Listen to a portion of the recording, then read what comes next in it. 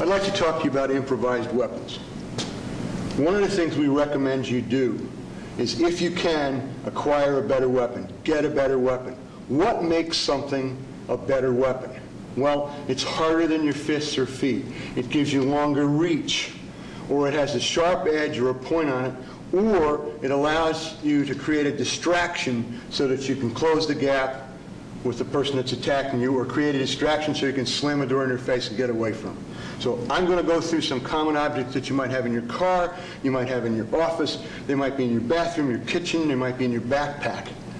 Simplest thing, almost everybody's got a pen or pencil. You can stab with a pen or pencil. If you're going to stab, you can stab with a screwdriver from a toolbox if one happens to be around. You can bang them with the blunt end of the screwdriver. You can stab them or swat them with a spatula from the kitchen. You won't make a hole in them, but you can make a knot on them. You can smack them with it because it gives you more reach. You can use a coffee mug. You can smash the coffee mug on the nose, the bullseye on the face. You can smash them in the nose, the bullseye on the face with a salt and pepper shaker. You can stick a VCR tape, bang, in the throat. You can use a CD. It's got a sharp edge, whoosh, a little more reach, something a little harder than your fingernails. A stapler from your desk. I'm not going to give the application of every one of these things because, again, they're either a striking implement with a harder surface than your hand, they're a stabbing or cutting instrument, possibly with more reach. You can have a can of soda in your hand. If the can of soda is half full, cover the hole, bang, again, go for the bullseye, go for the nose or the throat. Water bottle, same thing. You may not going to knock them out with a water bottle, but you're going to get their head back, you're going to create time. You may bring the base forward so you can, bring the base and the hips forward so you can start chopping them down at the legs. If you're in the house, it could be a broom. You've got lots of reach with a broom. You've got the handle to use for a jab. You've got the end for a cross. You can hook. You can use it as if you were punching at them. A yardstick, same idea. It'll probably break when you swat them, but it's going to give you a split second or two of stinging impact or distraction on them so that you've got a chance again to close with them. You can use a dictionary, a book, a paperback. Again, slam in the throat, slam in the nose, slap them alongside the ear or the temple with the sharp ends. Your TV remote, same thing, hard plastic. It may shatter when you hit them, but better that it shatters than your hand, and you've got a little more reach, and you've got an impact surface to hit with. You've got things that you may actually be carrying. An umbrella, the same thing. The umbrella works as a blunt object to hit them with. The umbrella also works just plain open. If I sail the umbrella, you can't see me, the camera can't see me, neither can the bad guy. So that you can use an umbrella as a distraction, either to escape or to come in behind the umbrella that's sailing at them in order to hit them, in order to strike A to the face, B to the base. Any other distractions, I'm not going to throw it, but I can whip a jacket, a sweater, a purse on a strap, anything that gives you length that you can swing into their face to get them to back off.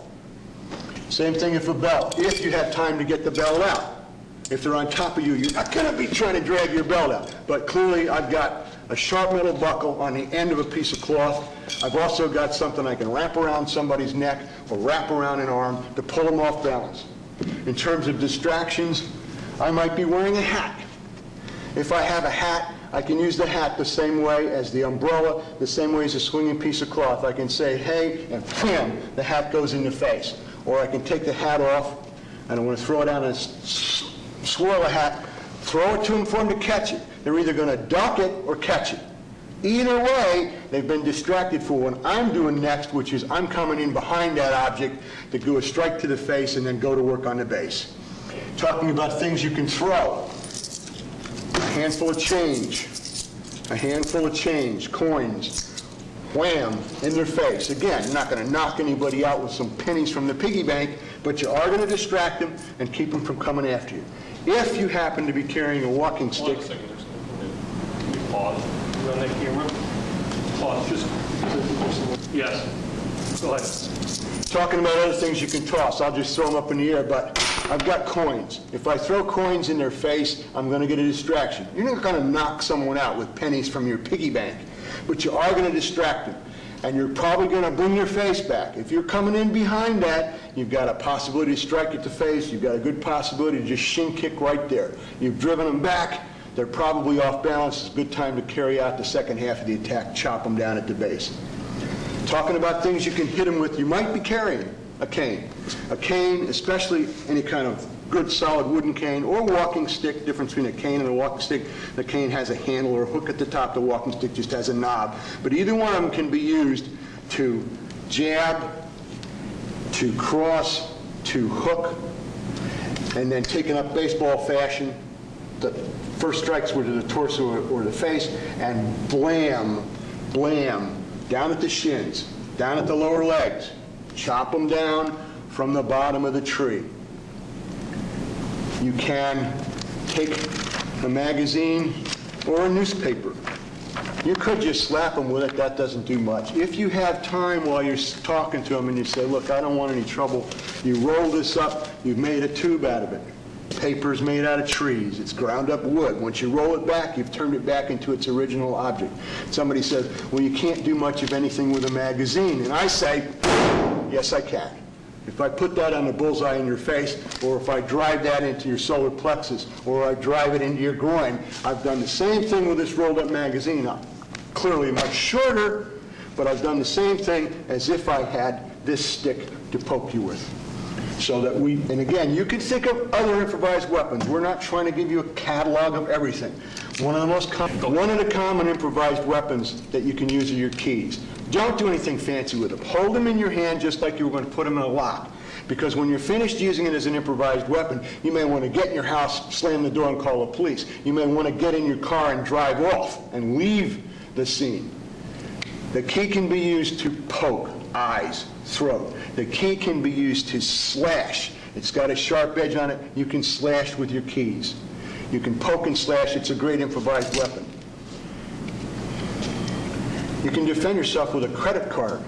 You can use the edge of it to slice. Again, anything that you can use to make your hands harder, your reach longer, or that has a sharp edge on it or a point on it, or that can be thrown as a distraction. Either they duck it or they catch it, and you either escape in that split second, or you come forward and engage them, striking to the face, striking to the base to chop them down.